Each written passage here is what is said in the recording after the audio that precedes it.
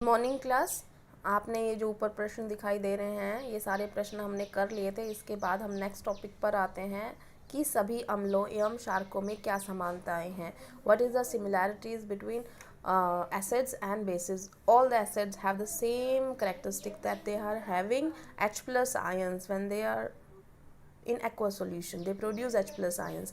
इसका मतलब क्या होता है, सभी अम्ल जो होते हैं अगर वो जलीय विलयन में रखे जाते हैं तो उनका जलीय विलयन होता है वो H प्लस आयन देता है।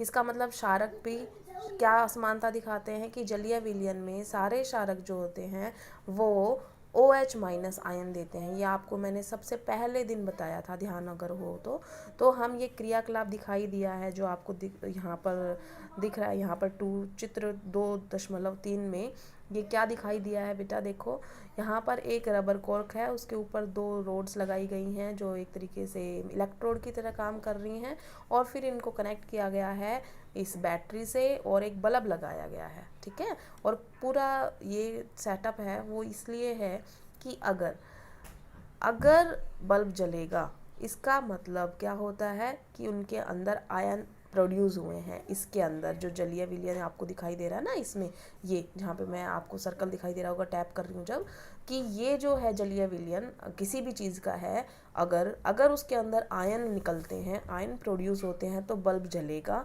और अगर आयन प्रोड्यूस नहीं होते हैं इसके अंदर तो बल्ब नहीं जलेगा। तो ये अलग अलग पदार्थों के साथ किया गया जलीय विलयन। पहला जो आपको दिखाया गया है वो है अम्ल के साथ। तो देखो बल्ब ऊपर ऑरेंज कलर का दिखाई दिया है कि ये जल रहा है। ठीक है, इसका मतलब क्या हुआ कि जब अम्ल का जलीय विलयन बनाया गया, एसिड का एक्वा सॉल्यूशन बनाया गया, तो वहाँ पर आयनाइजेशन हुई, आयनीकृत हुए वहाँ पर ये पदार्थ और वहाँ पे आयन प्रोड्यूस हुए।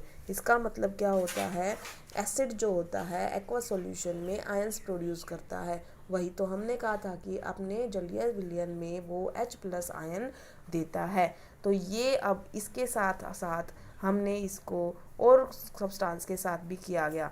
जैसा कि आप ये देख पा रहे हैं, ये जो मैं पढ़ रही हूँ ये ध्यान से देखिएगा कि अम्ल की स्थिति में बल्ब जलता है, चित्र 2.3 में दिखाया गया है, परंतु आप देखेंगे कि ग्लूकोज एवं अल्कोहल का विलयन विद्युत का चालन नहीं करता। क्यों नहीं करता? क्योंकि ग्लूकोज और अल्कोहल पानी में घुलने के बाद आयनीकृत नहीं होते, दे डोंट आयनाइज, वो आयनाइज नहीं होते, और जब तक आयन नहीं बनेंगे तब तक बल्ब नहीं जलेगा। ठीक है ना, ये बात तो आपको ही पता है कि कनेक्शन जब तक पूरा नहीं होगा तब तक बल्ब नहीं जलेगा। तो ग्लूकोज और अल्कोहल के केस में आयनाइजेशन नहीं होता, इसलिए बल्ब नहीं जलता है। ठीक है, तो अब आपको समझ में आ गया। लास्ट लाइन देखो इस पैरे की, अम्लीय विलयन में विद्युत धारा का प्रभाव अम्ल में उपस्थिति इन्हीं आयन के द्वारा होता है। इसका मतलब जो ये कंडक्शन ऑफ इलेक्ट्रिसिटी आपको दिखाई दे रही थी ये इस वजह से हुई है क्योंकि आयनाइजेशन हुआ है। तो इतना बात आपको समझ में आ गई क्या, कि अम्ल जो है अपने जलीय विलयन में आयनीकृत होकर H प्लस आयन देते हैं।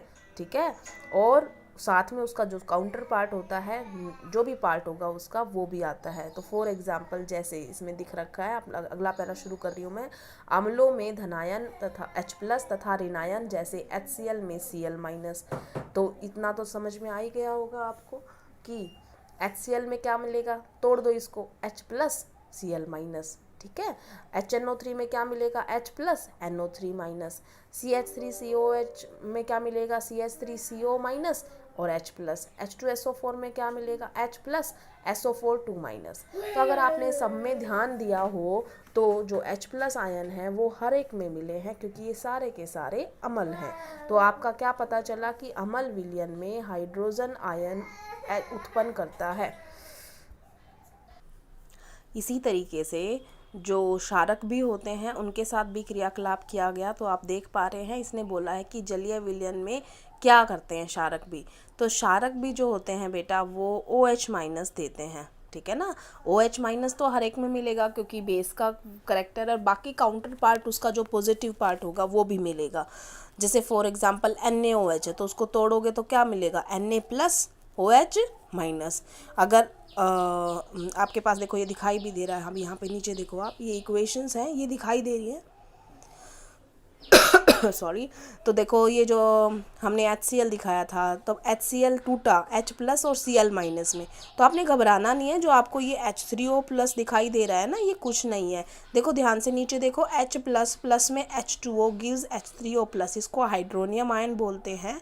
और ये जो होता है ये पानी के साथ मिलके बना है। मिला किसकी वजह से, बना किसकी वजह से है, H+ की वजह से बना है। तो इसका मतलब आयंस बने हैं H+ और Cl- अम्ल के अंदर। और क्षारक में देखो, ये देखो NaOH दिखाई दे रहा है ना, NaOH को पानी में घोला तो क्या बना, Na+OH-, KOH था उसको क्या बना, K+OH-, MgOH2 था उसमें क्या बना, Mg2+2OH-।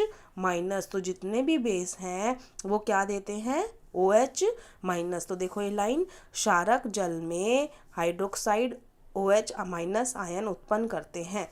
ठीक है ना, क्षारक को क्षार भी कहते हैं। ठीक है ना। तो कौन से, जो पानी में देते हैं, पानी में घुल जाते हैं, जो जो जल में घुलनशील क्षारक होते हैं उनको क्षार बोलते हैं। इंग्लिश मीडियम वाले सुन लें, जो बेस वाटर में सॉल्युबल होगा उनको एल्कली कहते हैं। दो डिफरेंट टर्म्स आई हैं बेटा। क्षारक होता है बेस, क्षार होता है जो बेस पानी में घुलनशील हो, उसे क्षार कहते हैं।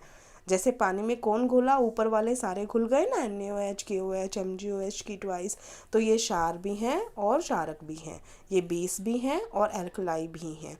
तो आज हमने 4 चीज़ें पढ़ ली हैं। पहली बात तो कि जब वो क्रियाकलाप किया गया था तो ये पता चला था कि अम्ल और क्षारक का जब जलीय विलयन बनाया गया तो बल्ब जो है वो प्रज्वलित होता है। इसका मतलब एसिड और बेस का जब एक्वा सॉल्यूशन बनाया गया तो वो बल्ब जो है वो जल गया। पहला पॉइंट ये था, और जलने का रीज़न क्या था कि वहाँ पर आयनाइजेशन हो रही है। पहली बात समझ में आ गई। दूसरी बात ये आई है कि अम्ल जो हैं जलीय विलयन में आयनीकृत होकर क्या बनाते हैं, सारे के सारे अम्ल क्या बनाते हैं, H+। ठीक है ना।